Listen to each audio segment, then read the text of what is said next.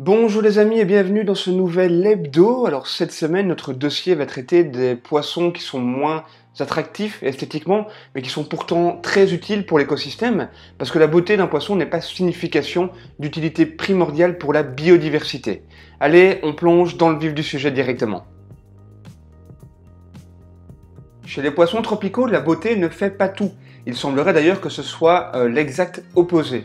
Les espèces les moins attractives auraient un intérêt écologique bien supérieur à celui de leurs congénères considérés comme les plus jolis. Avec leur corps tristement grisâtre, le naso, le rémora et la carangue n'ont pas la beauté et la coloration du poisson ange, avec ses demi-cercles et sa jolie robe rayée de blanc et de bleu.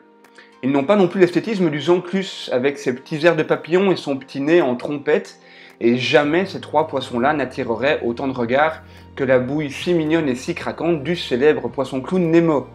Pourtant, dans leur milieu naturel, ces trois espèces tropicales sont extrêmement utiles et bien plus que leurs congénères aux airs de gravure de mode. Des chercheurs français ont organisé une sorte de concours de beauté. Les photos de 116 espèces communes de poissons vivant dans l'océan Indien ont été présentées à environ 8000 personnes âgées de 3 à 80 ans. Ces personnes devaient cliquer sur la photo de l'espèce du poisson qu'ils estimaient la plus jolie, la plus belle. Pour les internautes, c'est le poisson ange qui fait figure d'Apollon et qui arrive en tête des sondages comme étant le plus joli. Si on se penche 2 minutes sur le rôle écologique de chaque espèce, on s'aperçoit que les espèces les plus attractives remplissent beaucoup moins de fonctions écologiques que les espèces les plus communes. Les jeunes nasos, par exemple, vont pas attirer spécialement les regards avec leur livrée couleur gris acier. Mais ces poissons herbivores ont le bon goût de brouter les algues qui pourraient causer la mort des coraux si elles se mettaient à pulluler. Alors pas spécialement populaire non plus, la carangue est pourtant une espèce prédatrice redoutablement efficace pour réguler les populations de poissons et de crustacés dans les différents récifs.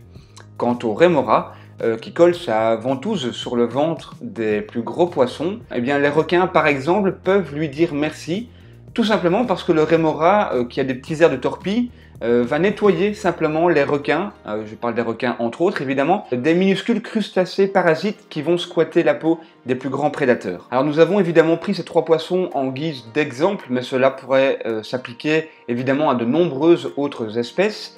Les poissons les moins attractifs auraient une richesse fonctionnelle en moyenne 33% supérieure à celle des poissons les plus jolis. Alors à travers cette étude menée par des chercheurs français, on voulait démontrer que la valeur esthétique d'un poisson aux yeux du public pourrait avoir des conséquences néfastes sur la protection de ses congénères moins beaux, mais pourtant bien plus utiles. Pourquoi cela pourrait avoir des conséquences néfastes ?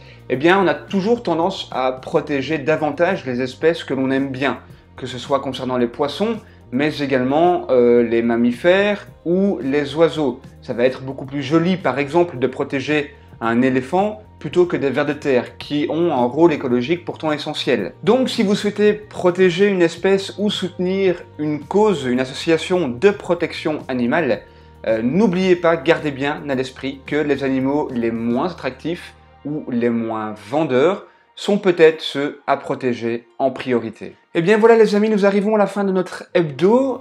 Dites-moi dans les commentaires si vous avez déjà rencontré de tels poissons, que ce soit les poissons attractifs ou les poissons un peu plus ternes lors de plongée ou de snorkeling par exemple.